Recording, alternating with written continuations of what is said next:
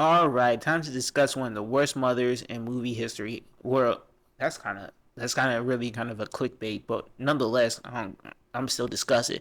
Many are already familiar with the John Singleton film Baby Boy, starring Tyrese and Taraji P Henson, focusing on the topic of the infantilization of black men, but only slightly discussing the single black mothers that create these brand of men. And make no mistake, Jody, the main character, everything he does is a result of his terrible mom.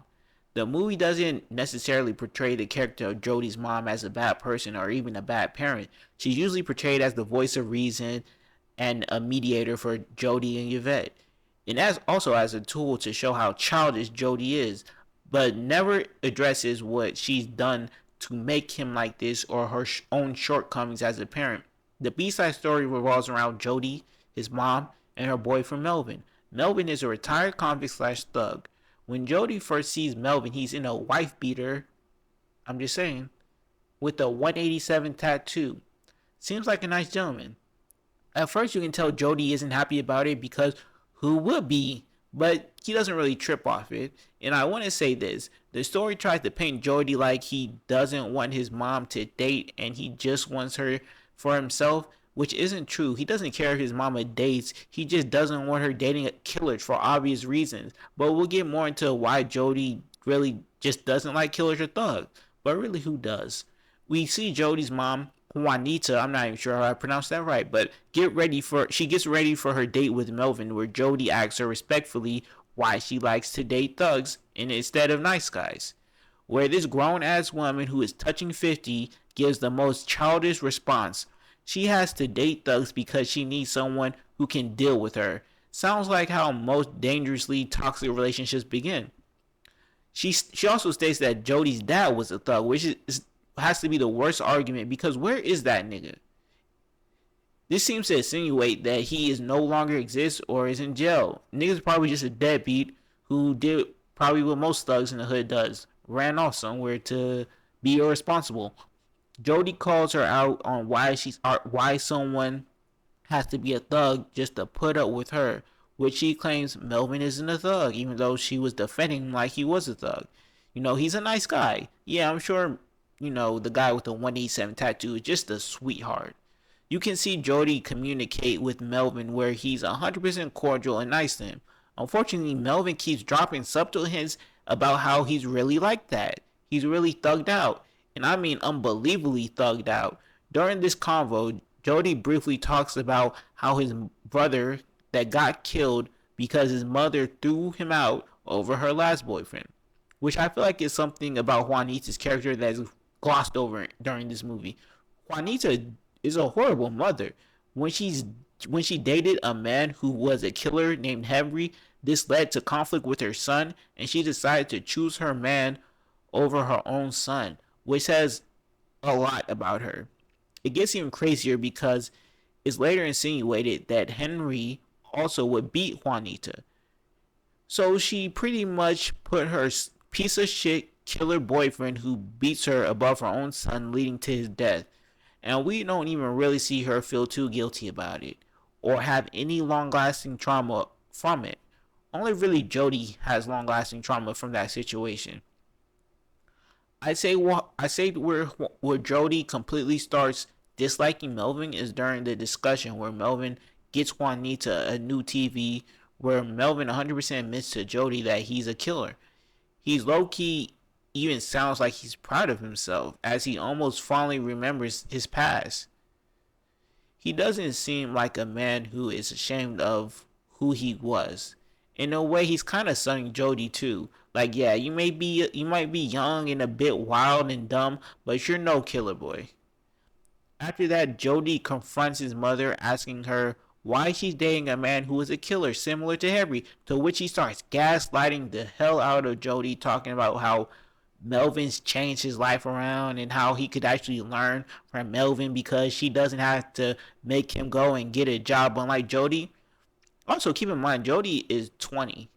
Melvin is easily twice his age and just now getting his life in order. Like, hey, at least Jody took the initiative to start his little business or whatever, even if it is boosting. But hey, he's a 20-year-old with a criminal record with who knows how much education. Gotta start somewhere. I'd say Jody in his 20s is well above where Melvin was in his late 30s. But hey, mom's gotta put down her own son to prop up this retired thug she just met. Says everything you need to know about Juanita. Jody asks her if she's gonna kick him out now. You can see Jody is still holding on to trauma from what happened to his brother. You'd think Juanita would take this time to comfort and assure her 20-year-old son that that's not the case. Instead, she's like, hey, instead of kicking you out, how about you just leave? Worst mother ever. She seems more annoyed by the fact that she has to keep being reminded that she kicked her son out, leading to his death, than guilty about it.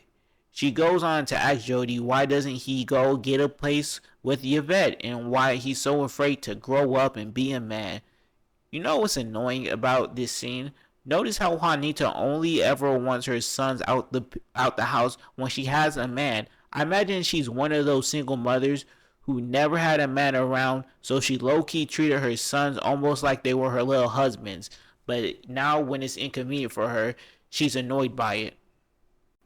She had no problem with Jody living with her from what we can see until Melvin comes into the picture. And she certainly had no problem living with her mother until she eventually died and Juanita inherited her house. But we're clearly dealing with rules for thee and not for me. After effectively being gaslit by his mom, Jody starts gathering information on Melvin. And to our surprise, the man with the 187 tattoo has a dark past. Jody goes out of his way to track down Melvin's son and finds out that Melvin doesn't really have a relationship with his own children due to the fact he used to beat on his baby mother. So that's two correlations between Melvin and Henry, Juanita's ex. She clearly has a type, I'll give her that. Instead of explaining how he has remorse for his actions, Melvin decides to choke out Jody while telling him pretty much how he'd violate him if it wasn't for his mom. Can you really be mad at someone for not wanting their mom to date an ex-killer slash domestic abuser? Like, if you really, I don't think committing violence on her son really does much to show how you become a changed man. But whatever. The final scene that convinced me that Juanita must really be the secret villain of this movie is when she wakes Jody up accusing him of planting cannabis in her garden. She immediately blames Jody and doesn't even halfway entertain the idea that Melvin could have done it because he wouldn't do no stupid shit like that. Only Jody would. Like, this scene right here shows you how delusional Juanita is in regards to Melvin's character. What about him makes you think that he wouldn't do anything like this? But in her eyes, Melvin can do no wrong, even though he's an ex-convict. It has to be that fuck up Jody, not the outstanding citizen that is Melvin. So they wait for Melvin to get home in order to confront him. In Melvin's defense, though, he immediately takes responsibility for planting the weed, to which Juanita just kind of immediately forgives him. Now, here's where some legendary gaslighting begins. Jody calls out Juanita for instantly forgiving Melvin, but when she thought it was him, she was on the verge of throwing him out. And Juanita has the nerve to get mad at Jody for rightfully calling her out. The least Shorty could do is apologize for falsely accusing my homeboy and besmirching his name. But we're dealing with a hood black mother, so you know how that goes. She told Jody she's getting real tired of his beef with Melvin. Like, ma'am, he don't want to be cool with your wife beating killer of a boyfriend, and that ain't his fault. He has morals. She said something interesting though. She told Jody, hey, I don't say nothing about all the whores you run around with, so I need the same respect. There's so much wrong with this statement. First off, you're his mother. Shouldn't you maybe be saying something? The boy is 20 years old with two kids by two different women, and that's only because he got the other ones aborted. And that still doesn't stop him from cheating on his faithful girlfriend who loves him. Maybe you should say something and offer him some guidance, that thing mothers do. Regardless, running around with hoes is way different than constantly hooking up with killers and inviting them to your home. Like, her whole rant is supposed to be putting Jody in his place and showing how childish and immature he is, but really Juanita is the one coming off as childish to me. Melvin Big Head Ass decides to jump in and tag team Jody like, bro, you're not in a better place to lecture my boy. He goes on this rant about how Jody has Oedipus complex, and but I want to ask Melvin, why do you think he has this? They raise these young men like this, then bash them for when it's inconvenient for them. Jody decides I'm not finna take this from some ex-convict murderer and pushes Melvin, initiating a fight where Melvin beats the brakes off of Jody. Now, some might say Jody deserves that ass whooping. Eh, maybe the first punch, but everything after that is ridiculous. And put yourself in the perspective of a mother who is watching her child get seriously beat up and injured by her boyfriend. How would you feel? How would any halfway decent mother feel? All Jody did was push him. You're a grown man twice his age and size, and y'all just threw him under the bus over some weed you planted. You're not the victim here. Now, where do I begin in regards to Juanita, though? So, remember the last time she kicked her son out because of her man, and he ended up dead. You think this would influence her actions on how she handles this situation, but it really doesn't. As soon as the man who could have seriously injured or done worse to her son threatens to leave, she damn near has a panic attack, begging him not to leave. Jody calls her out on putting a man before her own child, something she constantly does, and her response is to tell him, "You are not a child." That's what she yells to her son. Man, 20 is a funny age because one day you'll be a grown man, the next day you're a baby. It's whatever is convenient for your parents, but adult or not, stop putting these murderers above your children. Jody is mind blown by his mother and decides to leave. Keep in mind, Jody has ops out there. He could easily die, and her response to this is, hey, you have your own life. What a cold thing to say to your son. You would think a mother who has went through this before would at least try and convince him to stay.